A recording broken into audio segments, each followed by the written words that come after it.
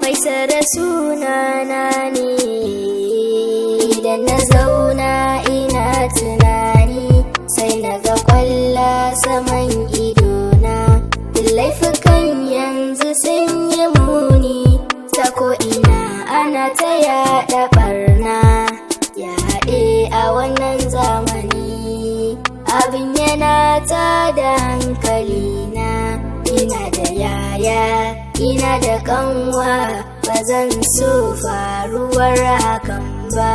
Mu roƙi Allah ya kare alinmu, sarki Allah ka share kukanmu, kai mana tsari a wannan zamani. Amin, ku ce amin.